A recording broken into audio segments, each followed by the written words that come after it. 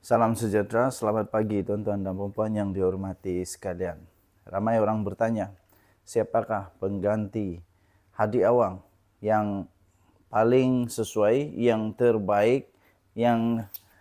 terbaiklah untuk PAS dan Perikatan Nasional. Okey, saya ingin berikan beberapa analisis penting kepada tuan-tuan dan puan siapa yang terbaik ya. Okey, nama yang terbaik, calon terkuat. Pastinya antara calon yang betul-betul dapat menggerakkan PAS dan seterusnya menjadi pemimpin yang setidak-tidaknya mestilah lebih baik daripada Hadi Awang. Ya, mesti lebih baik daripada Hadi Awang. Tapi sebelum itu tuan-tuan dan puan yang dihormati sekalian, bagi anda yang ada masalah sakit, penyakit kencing manis, darah tinggi, kolesterol, kanser, sakit buah pinggang, perlu cuci darah, buasir, susah mau dapat anak, semua itu adalah penyakit yang memang menyebabkan kita susah untuk hidup. Bagi anda yang teringin untuk sembuh, menguatkan tubuh badan, saya ada satu produk yang saya ingin kongsikan daripada For Life Research Malaysia Sdn Bhd. Ini adalah produk, nama dia Transfer Factor. Transfer Factor adalah produk saintis yang dapat meningkatkan imun badan sehingga 400% kekuatan tubuh badan untuk sembuh daripada penyakit melalui imun badan kita yang diperkuatkan sehingga 400%. Imun badan yang kuatlah yang menyembuhkan kita, bukan ubat, bukan juga apa-apa produk, tapi imun badan yang menyembuhkan kita daripada penyakit. Bagi anda yang ada masalah penyakit 3 serangkai dan sebagainya, anda memerlukan imun badan yang sangat kuat. Salah satu produk dia inilah Transfer Factor Reovida Stick. Okey, yang ini boleh meningkatkan tenaga kita. Okey, sila hubungi saya, nombor telefon di sini, saya akan layan anda. Kita teruskan. Calon terkuat pastinya Tuan Ibrahim Tuan Man yang telah menjawat timbalan Presiden PAS sejak tahun 2015 lagi dan kekal tiada cabaran sejak pemilihan pada tahun 2023. Menunjukkan bahawa ada sokongan dan kestabilan dalam kepimpinan beliau di dalam parti PAS. Beliau juga pernah memimpin strategi partis kepelbagaian iaitu DHPP untuk bukan Muslim. Menunjukkan keupayaan untuk mendekati lagi PAS kepada pengundi bukan Melayu. Seterusnya tuan-tuan dan puan, beliau juga terlibat aktif dalam isu-isu besar seperti isu ladang babi di air kuning, menunjukkan kemampuannya dalam berbicara isu rakyat secara praktikal.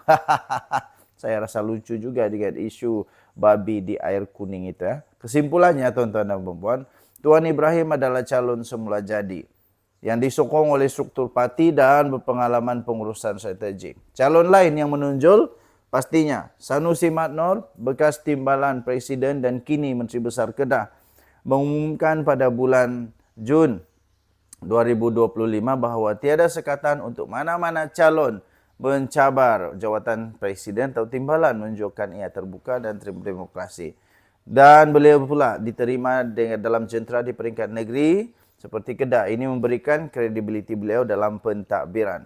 Nombor 3 pastinya Ahmad Samsuri Mokhtar, naib Presiden PAS sekaligus Menteri Besar Terengganu sejak tahun 2018. Beliau dipercayai boleh menjadi pemimpin generasi baru, sering dinamakan sebagai calon terbaik untuk PAS pada PRU. Menurut Hadi Awang semasa pengumuman calon PRU 15 yang lalu. Pendekatannya yang lebih teknokratik dan mudah mungkin dapat membuka pintu sokongan pengundi yang lebih luas. Jadi siapa calon yang terbaik, bro? Jadi calon yang terbaik jika kriteria penting ialah kekuatan parti, dalaman parti, penerimaan ahli dan kestabilan, maka Tuan Ibrahim Tuan Man lah adalah calon yang terbaik. Tapi jika PAS ingin bergerak ke arah peremajaan dan pendekatan teknokratik, nama seperti Ahmad Samsuri Mokhtar dan Muhammad Sanusi Madnor memberikan alternatif yang relevan. Jadi tuan-tuan dan puan, siapa pilihan anda? Sila tinggalkan komen. Bagi saya pengganti yang terbaik adalah Ahmad Samsuri Mokhtar yang lebih educated bagi saya lah. Okey, kita jumpa lagi. Bye-bye. Salam sejahtera Malaysia, denyut nadi suara rakyat bergema di channel ini. Isu sekarang ini yang paling panas ialah tentang pengampunan Datuk Seri Anwar Ibrahim yang dikatakan oleh Mahathir bahawa pengampunan itu tidak sah. Tetapi nampaknya ini adalah berita paling mengejutkan kepada Datuk Seri Anwar Ibrahim dan juga kepada Kerajaan Perpaduan. Adakah Datuk Seri Anwar Ibrahim akan ditangkap semula kerana tidak sah pengampunannya? Benarkah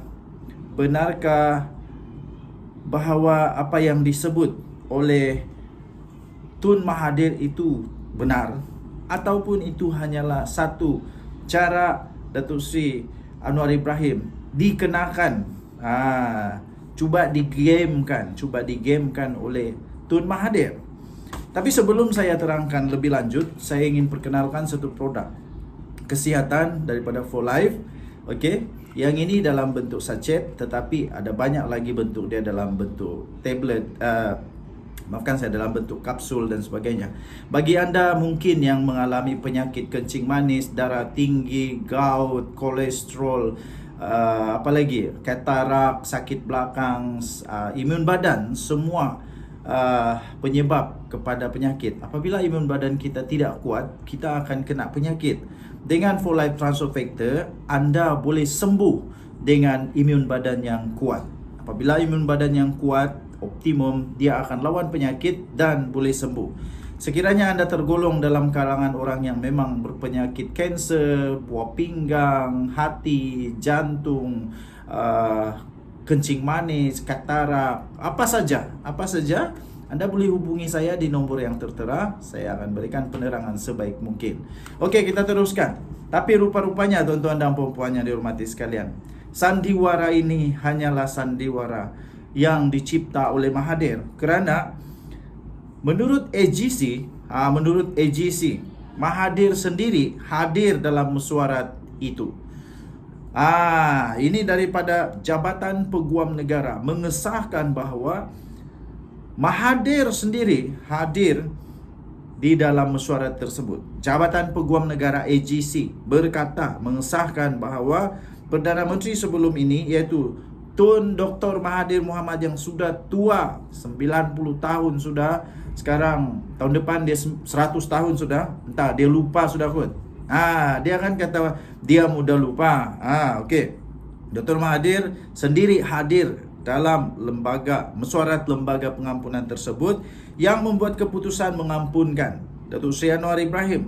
AGC membuat penjelasan itu selepas beredar satu video yang sangat-sangat teruk. Saya tidak sangka Tun Mahathir sanggup bohong macam begitu. Saya tidak sangka Tun Mahathir ini pembohong dan penipu. Dia kata melalui dakwaan itu Mahathir berkata bahawa tiada mesyuarat berlangsung yang menimbulkan persoalan berkaitan kesahan keputusan yang di-Pertuan Agong Sultan Muhammad ke-5 sebelum ini. Adakah Mahathir pula cuba untuk fitnah Agong pada ketika itu? Come on lah Mahathir, come on lah. Kalau benci sangat dengan Datuk Seri Anwar Ibrahim pun, janganlah sampai tipu begini. AGC berkata mesyuarat lembaga persekutuan, wilayah persekutuan Kuala Lumpur, Labuan dan Putrajaya ke-51 yang diadakan pada 16 Mei 2018 pada jam 11 pagi di Istana Negara Kuala Lumpur. Mesyuarat lembaga pengampunan tersebut telah dipengerusikan oleh Kebawah Duli Yang Maha Mulia Seri Paduka Baginda Yang di-Pertuan Agong, iaitu Sultan Muhammad ke-5, dan turut dihadiri antaranya Yang Amat Berhormat Tun Dr. Mahathir sendiri. Siap nama dia full lagi, Tun Dr. Mahathir bin Mohamad sendiri, selaku Perdana Menteri pada masa itu, menurut AGC. Pada Ahad yang lalu, pemimpin pembangkang berkongsi rakaman video kenyataan Mahathir yang tidak bertanggungjawab ini. Dia kata, yang antaranya berkata dia menandatangani dokumen berkaitan pengampunan Anwar tanpa mesyuarat lembaga pengampunan dan tanpa nasihat Peguam Negara. Saya harap Jabatan Peguam Negara mengambil tindakan sekeras-kerasnya kepada Tun Mahathir supaya dia tidak bohong lagi. Kalau memang betul mesyuarat ini ada, saya harap Jabatan Peguam Negara ambil tindakan sekeras-kerasnya. Peguam negara juga memberikan pendapat bertulis mengenai perkara itu selaras dengan pasal 9 perkara 42 Perlembagaan Persekutuan untuk pertimbangan lembaga pengampunan. AGC memandang serius perkara ini sebagai isu yang melibatkan kepentingan perlembagaan dan institusi. AGC juga menegaskan bahawa sebarang kenyataan yang boleh mengelirukan masyarakat mengenai keputusan lembaga pengampunan adalah tidak wajar sama sekali. Tuan-tuan dan puan-puan yang dihormati sekalian, saya tidak setuju apa yang dilakukan oleh Tun Mahathir ini. Ya, walaupun dia memang Perdana Menteri paling lama dalam sejarah negara Malaysia, paling tua Perdana Menteri di Malaysia, tapi dia tidak berhak untuk memfitnah, tidak berhak untuk membohong, apalagi yang berkaitan dengan perlembagaan, apalagi yang berkaitan dengan di Pertuan Agong. Saya benar-benar tidak setuju dengan perkara ini.